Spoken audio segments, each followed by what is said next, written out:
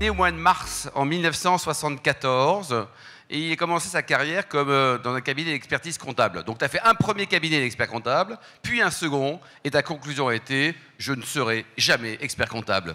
Pourquoi? Ouais. C'est un beau métier quand même, non? J'adore le ski et quand vous êtes expert comptable, c'est chiant parce que pendant la période fiscale, vous êtes obligé de bosser dardard.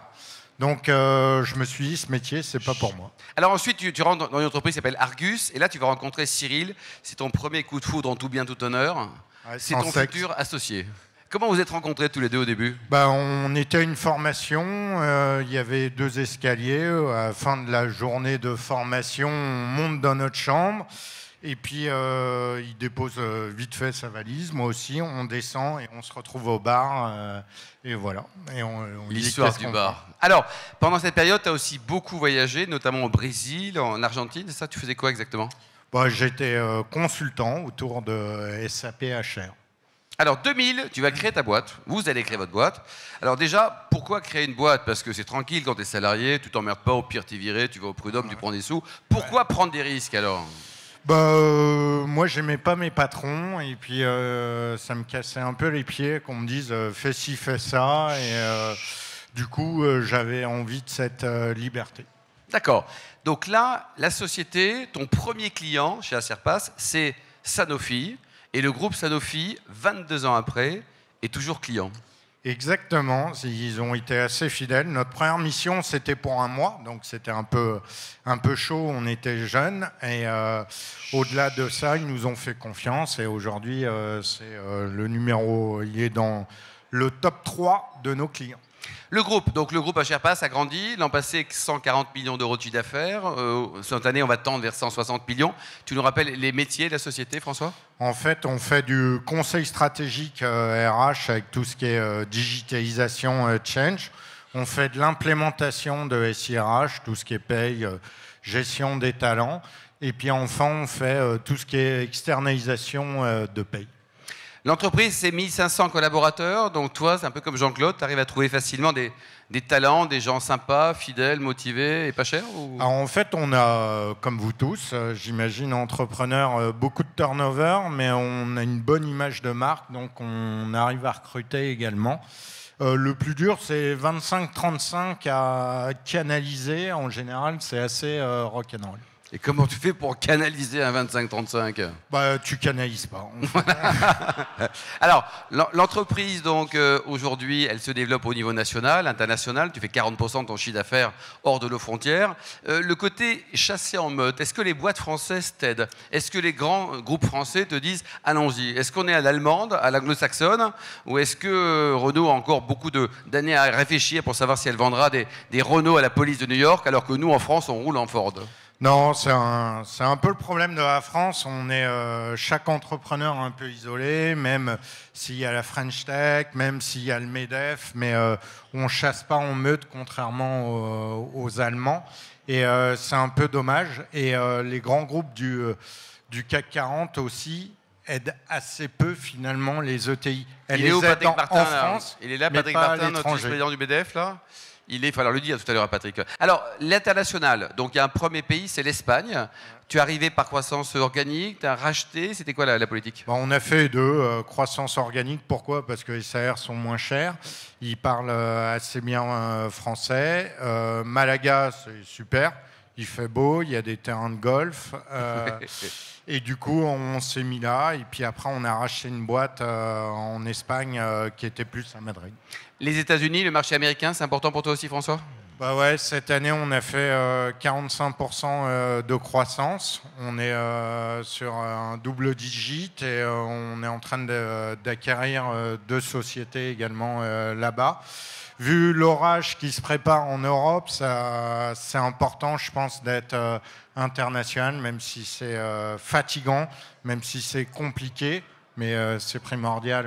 De ventiler les risques pays aussi, quoi. Voilà. Ouais. Là, tu rentres de Los Angeles, pas trop de Las Vegas, t'es pas trop décalqué? Ça va, j'ai 9 heures là, donc ça va, c'est le matin. Tout va bien, quoi. Alors, tu as procédé à date à 32 rachat, croissance externe. Alors, sur 32, c'est quoi les clés du succès pour être certain de bien acheter une boîte qu'on va intégrer? Parce que si tu peux nous donner la recette, ça arrangera beaucoup de monde. La clé du succès, c'est quand on a racheté des boîtes, on est une boîte de partnership.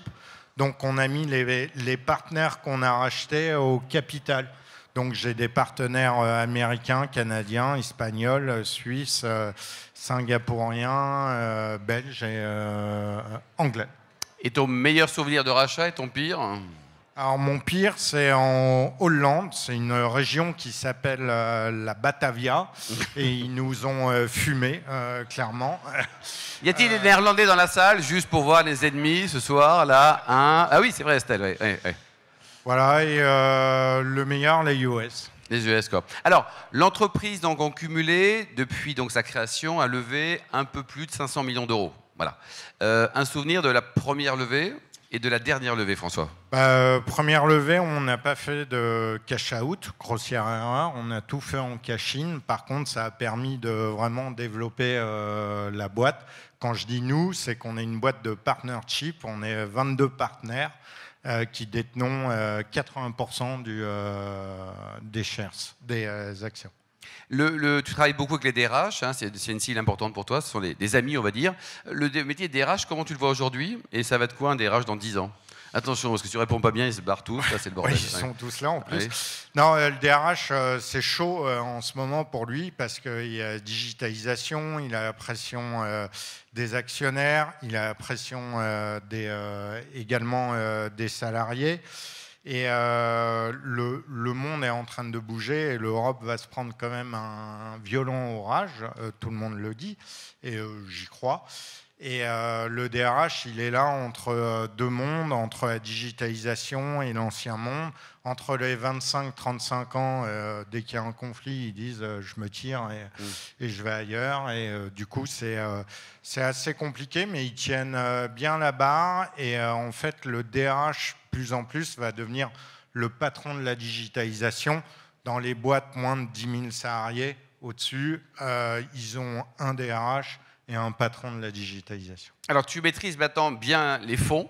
Alors, comment on fait pour choisir le bon fonds d'investissement? Parce qu'ils se disent tous, nous sommes les meilleurs partenaires, on vous aime, on vous apporte un réseau. Bref, tout ça, c'est la même chose. Et comment on fait pour trouver le bon? Faut suivre son instinct.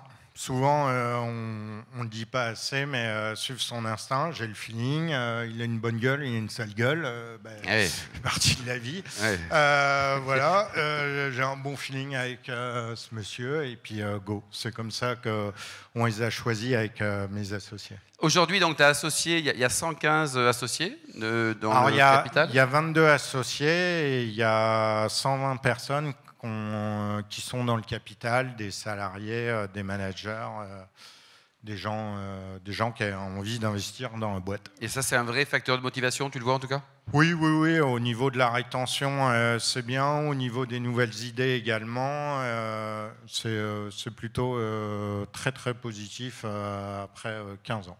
Ton fiston a créé une start-up, indépendamment des sous de papa. Comment ça se passe pour financer une start-up en France? C'est non, une start-up. On a décidé de créer une start-up autour du vin qui s'appelle BBF, Bets Between Friends. Alors, c'est quoi le concept? Le concept, c'est on parie, par exemple, sur la Coupe du Monde, que la France va être finaliste. On ne sait pas si elle a gagné. On parie une bouteille de Meursault, de Rosé, de Bordeaux. Et on met tous les deux notre carte bleue sur l'apps. Et le gagnant reçoit la bouteille chez lui. Le gagnant a dans son wallet la somme qu'il a pariée pour reparier, où il peut demander le remboursement. Et le perdant, il est débité et puis il est dégoûté d'avoir perdu. Alors, côté sport, ton meilleur score au marathon, ton meilleur temps, c'est combien? 3,25. 3,25. Et au Marseille-Cassis, tu avais fait combien? Je sais pas, on était ensemble. 45, je crois. Quelques kilos et quelques années d'écart. Et alors, ton meilleur, avant les questions spontanées, tes 3 meilleurs souvenirs de dégustation? Alors, il y a un rosé que j'aime bien, qui est peu connu, qui est un Minuti, qui s'appelle le 281. Alors, tu as un autre très très bon là-bas aussi, mais c'est pas grave. Je connais bien et j'aime beaucoup et bravo à égalité, pour ce que vous faites. Voilà. Mais le 280, il est assez spécial. J'aime beaucoup le Corton Charlemagne en blanc. Voilà. Et puis j'aime bien le château à Tours. Vous avez simplement, alors bravo pour votre parcours, c'est évident, vous avez simplement oublié dans le fait de mettre vos équipes actionnaires, hein, dans la mesure du possible, la motivation que ça représente et surtout la fidélisation que ça représente. Et pour moi, je pense que c'est un facteur important de fidélisation. Vous en pensez quoi, vous? C'est uniquement pour créer un groupe d'actionnaires Je suis d'accord. Et après, nous, les actions, on les a toujours fait payer parce que ça, c'est important. C'est pas gratos. Ce qui est gratos n'a pas de prix. Et par contre, quand ils investissent à 1 euro et puis que 10 ans après, ça vaut 10 euros, là, ils mesurent bien l'investissement. Mathieu. Écoute, bravo déjà, félicitations pour ce magnifique parcours. Tu te vois comment dans 10 ans à titre personnel et professionnel? Première question. Et deuxième question, l'impression qu'il n'y a aucun échec dans tout ce que tu as fait. Est-ce que tu en as quand même un en tête à nous raconter? Seychelles, Bahamas? Dans 10 ans, moi, je suis assez carpe diem. Donc, on verra si à un moment, il y a un Américain qui arrive avec une valise pleine de dollars et qui me dit est-ce que tu apprends? On se réunira avec mes associés et puis go no go. Je croyais que tu voulais nous inviter. J'y ai cru un instant. Non. Uniquement s'il accepte. Ouais. Voilà, et puis après, s'il n'y a pas l'Américain et qu'on continue et qu'un jour on fait 1 milliard, ce sera super. Dans mes échecs, j'ai créé un resto avec un chef qui est génial, mais on a recapitalisé 4 fois et on n'a jamais gagné $1, mais on y mange très bien. Ouais, mais ça, c'est un peu la mère Teresa de la bouffe. Tout le monde le sait, ça, non? Il n'y a que Jean-Claude qui fait du pognon avec ses restaurants, non? Alors, on va aller jusqu'au bout, parce qu'il faut faire tourner comment s'appelle ce restaurant, comment s'appelle ce chef, et pourquoi il faut y aller, parce qu'en plus, c'est très bon, quoi. Il s'appelle le Bissac, c'est 10 rue de la Bourse, et le service est moyen, mais la bouffe est extra. Bon, le service est excellent, la bouffe aussi. Monsieur Nakache, Vincent, le micro est juste là, voilà. Et puis Romuald, tiens, Romuald Gauvin pour une question. Romuald. Merci beaucoup. Alors Alain, moi aussi, je suis ravi de te revoir. Donc, ça, c'est OK. Secondo, félicitations, comme ça a été dit précédemment. Ouais, c'est beau de voir quelqu'un qui réussit si bien en restant simple et sympathique. Donc ça fait très plaisir. Vous avez parlé des acquisitions et vous avez parlé cash in, cash out. Est-ce que vous parliez earns out, motivation à la sortie et non pas à l'entrée des rachats? Ouais, alors on a une technique pour acheter des boîtes. L'argent, c'est important. Donc, quand l'entrepreneur vend sa boîte, on lui rachète 100% des actions. Il touche 70% de la somme. Et après, on met un earn-out. Donc, un earn-out, au bout d'1 an, il a 15%. Au bout de 2 ans, il a 15%. Et ce qu'on demande dans ce earn-out, c'est juste qu'il fasse le même chiffre d'affaires et le même EBITDA, le même résultat courant avant impôt, d'une année sur l'autre, histoire d'assurer le truc. Et après, s'il veut rentrer en tant qu'actionnaire dès le départ, il peut. Et puis, si après il veut aller jouer au golf, il se tire. Mais nous, on aura mis en place le backup. Romuald, dernière question. Le micro est juste là, mademoiselle. Voilà. J'ai une question qui vient régulièrement quand j'entends des entreprises qui se déploient à cette vitesse-là. C'est comment vous faites pour manager les juniors et comment on fait pour avoir une espèce d'éthique d'entreprise et avoir des gens qui y adhèrent et qui font quelque chose de commun? C'est comment on crée de la communauté? On prie. Ça n'a pas suffi pour moi. Ouais, non, mais si, il faut prier le dieu de l'univers et le dieu du business. Les Indiens l'appellent Ganesh et il est assez efficace. Voilà. Non, mais qu'est-ce qu'on fait? C'est d'être soi-même et dire au mec quand il vous casse les pieds, de lui dire tu me casses les pieds, prends ton chèque et barre-toi, va chez dans une grosse société américaine et puis arrête de voilà. Vous les voyez pas tous? Non, mais moi, j'aime bien gérer les conflits encore, parce que souvent, les conflits, je les gère sans attaquer la personne. Avec douceur. Non, sans attaquer la personne, justement, en disant, voilà, on n'est plus en phase. Voilà, t'es peut-être un mec super, j'adorais partir en vacances avec toi ou sur un bateau, mais là, dans le cadre du boulot, faut que tu bouges, et voilà. Dernière question, Frédéric Thomas, le patron de Léa et Léo, un métier d'avenir, les crèches, métier sur lequel il n'y a pas du tout de pénurie personnelle, la vie est belle, hein, c'est pareil. Hein. pénurie, il y en a beaucoup. Ouais. Bon. Oui, moi, ma question, bon, je suppose que votre principale concurrence, c'est ADP, non? Alors, ça dépend de nos métiers. On a 3 métiers, mais ça peut être les Big Four, ça peut être des grandes sociétés françaises, et ça peut être ADP. Oui. D'accord. Moi, en fait, non, je revenais, c'était sur la motivation, enfin, comment fidéliser votre personnel? Parce que les 25-35, j'ai bien compris que c'était compliqué, mais c'est quand même eux qui sont un peu votre cœur de... Au niveau du personnel, je pense que c'est eux les principaux. Vous avez combien? C'est quel pourcentage dans votre... Alors, on a un secret, on n'a pas de CE, on n'a pas de DP, on n'a pas tout ça. Par contre, on a des emmerdes. Non. Par contre, on fait un séminaire une fois par an, donc un en Amérique, un en Asie et puis un en Europe. Là, on va se retrouver à 650 à Marrakech, où ça va être Wensward méga tough. Ah, vous avez travaillé, réflexion, stratégie.